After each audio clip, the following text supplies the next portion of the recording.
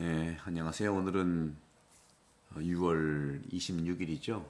연중 12주간 목요일이고, 오늘 복음 말씀은 마태복음 7장 21절에서 29절인데, 오늘 말씀 묵상 주제로 반석 위에 집을 짓자 하는 말씀을 나누고 싶어요. 여기서 반석이라고 하는 것은 결론적으로 예수님입니다. 예수님 위에 집을 지어야 신앙의 집뿐만 아니라 공동체의 집, 또 크게는 이 세상의 집도 짓지 않겠는가 하는 말씀을 드려요. 보통 우리는 그 선생님들에게 이렇게 호칭을 하죠. 존경의 용어로 스승님이라고도 호칭을 하는데, 예수님께는 선생님이라는 의미의 존경의 용어로 주님이라는 말을 씁니다. 주님. 이 주님이 예수님께 호칭된 겁니다. 예수님의 참된 제자는 주님을 단지 스승으로만 부를 것이 아니고 바로 스승님이신 예수님의 가르침을 실행에 옮기는 것, 이것을 말하고 있죠. 그래야 종말에 이루어질 심판, 즉 천국인가 지옥인가 하는 이 선택, 하늘나라에 들어갈까 아닐까 하는 기준이 되는 거죠. 루카복음에도 마찬가지입니다만 마태복음도 지금 주님 한다고 하늘나라에 들어가는 것이 아니라고 마태복음 사가는 분명히 말합니다. 루카복음도 6장 46절에 이렇게 말하고 있어요.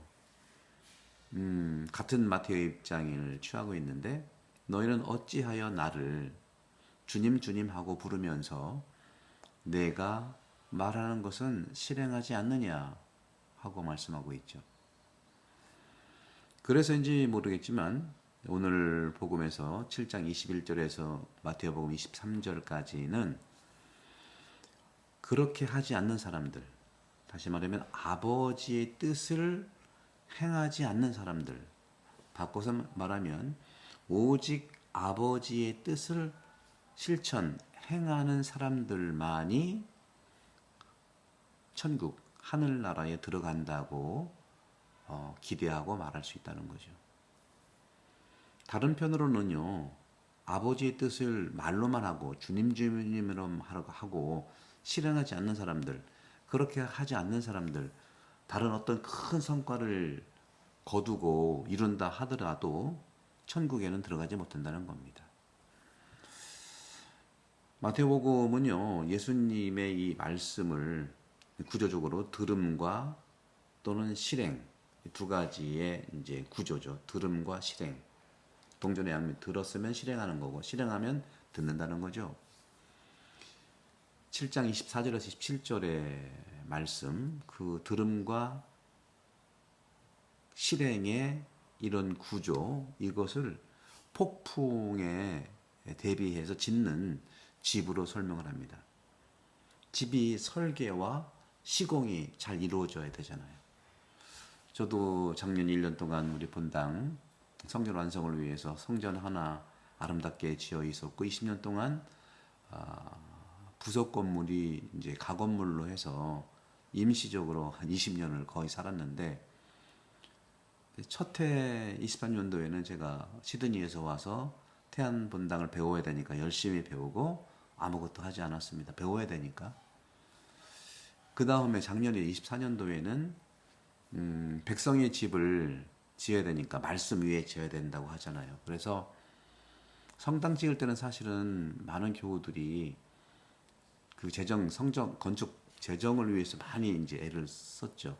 그리고 저희 본당, 태안 본당은 전주에 있는 전동성당을 그대로 카피해서 1.5배로 늘린 거거든요.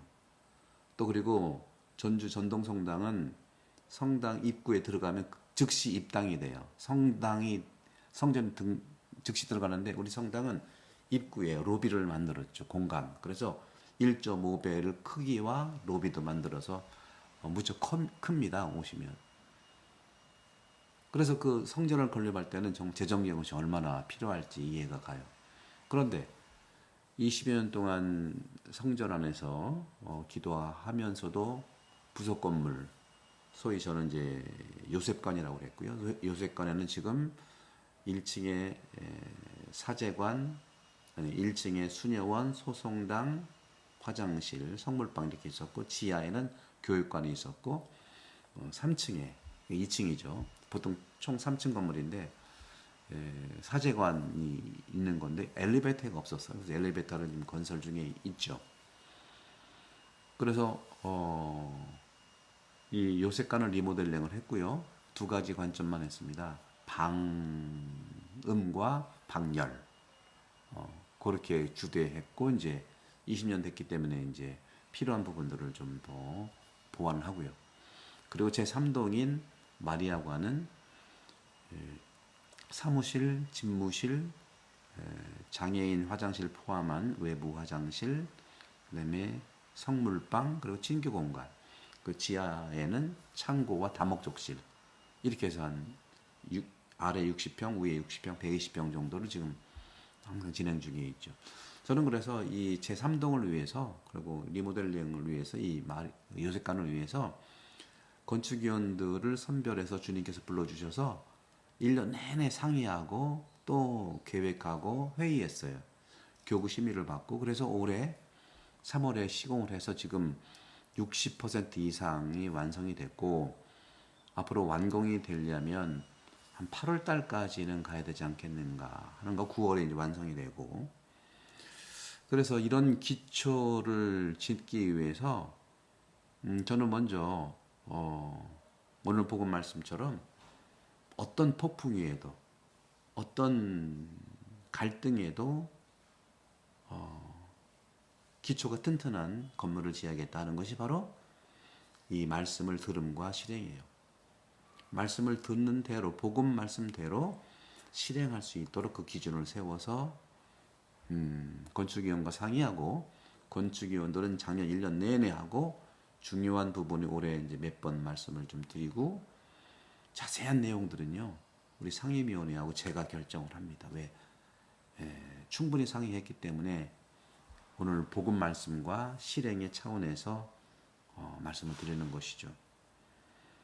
집을 짓다 보니까 결정할 게 한두 가지가 아니에요. 또 상의하고 또 상의하고.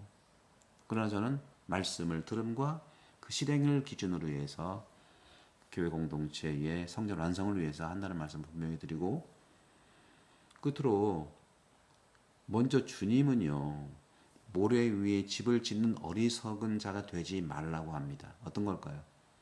다시 말하면 백성들의 뜻도 묻지 않고 일부 그 본당 신부를 하더라도 마음대로 짓는 건 아니잖아요. 작년 1년 동안 충분히 백성들 의견도 중요한 거는 들었죠. 직접적으로 설문조사도 하고 표도 붙이고 제3동의 형태도 붙이고요. 그리고 우리 교우들이 쓸 수 있는 화장실은 여러분들 바닥 타일과 벽 타일을 어떤 색으로 원합니까? 예를 해드리고 붙이는, 이거는 굉장히 중요한 일입니다. 이 공동체성을 드러내는 거거든요. 이걸 직접 사목이에요. 예수님은 직접 사목을 했거든요. 너희들이 먹을 것을 주어라 하는 것처럼. 그래서 이런 점에서 저는 간접 사목과 직접 사목을 겸한 공동체 운영을 하는 겁니다. 그러니 여러분들 소공동체 구역 잘 되고 있는 겁니다. 우리 본당은요 너무 잘 되고 있는 거예요. 거기에 말씀과 실행을 받아들여서 그것을 토대로 해 사는 것이 우리의 또 숙제이기도 하고 사명이기도 하는 거예요. 복음화입니다. 복음화. 그 구역장단이 여러분 너무 걱정하지 마시고요. 그런 점에서 제가 마땅한 사목을 성전 완성을 하면서 여러분과 함께 상의해서 한다고 말씀드렸죠.